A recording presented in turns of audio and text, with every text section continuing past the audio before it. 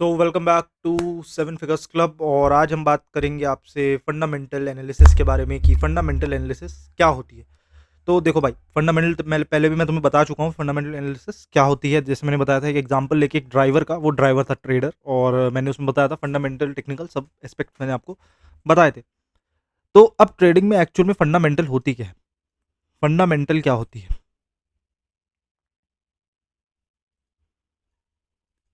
Fundamental trade जो analysis होती है,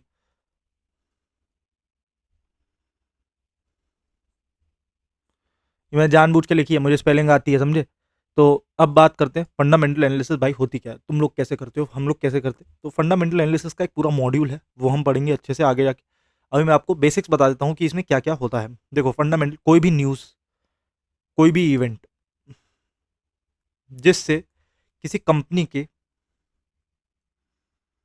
ऊपर इफेक्ट पड़े, कंपनी को इफेक्ट करे, और कंपनी ने, जैसे मैंने आपको पहले आईपीओ और स्टॉक्स वाली वीडियो में बता रखा है, कंपनी अपनी जितना भी डिटेल्स होती हैं वो सारी पब्लिक के सामने खुली छोड़ देती है, खुला दिखा देती है कि इतने एम्प्लॉयज़ काम करते हैं, इतना रेवेन्यू है, इतना हमने ग्रॉस मार्जिन, इतना ये वो सब बता देती है खुला खुला, कुछ छुपाती नहीं है। तो कंपनी के ऊपर इफेक्ट करेगी कोई न्यूज़ इवेंट, तो वो उसकी जो इनकम है उस पर भी, या फिर उसका रेवेन्यू है उस पर भी इफेक्ट करेगी। और रेवेन्यू पे इफेक्ट होगा तो लोगों के इमोशंस पे इफेक्ट होगा कि भाई ये कंपनी अच्छा काम नहीं कर रही, या फिर अच्छा काम कर रही है।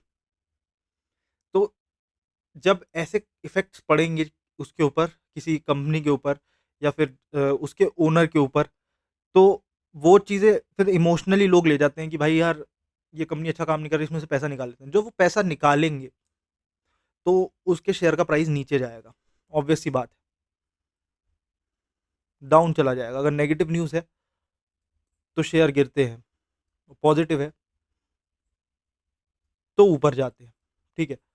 अब हम फंडामेंटल एनालिसिस में यही सब सीखते हैं कि न्यूज़ इवेंट्स दुनिया भर में जो चल रहा है उससे क्या फ़र्क पड़ रहा है हमारे ट्रेडिंग के ऊपर, हमारे पैसे बनाने के ऊपर, हमारे स्टॉक मार्केट में क्या इफ़ेक्ट पड़ रहा है किसी कंपनी के ऊपर, अगर पूरी दुनिया में कुछ भी हो रहा है। अभी देखो, इलेक्शंस का टाइम है, इंडिया में इलेक्शंस चल रहे हैं, रिज़ल्ट आएगा जून में।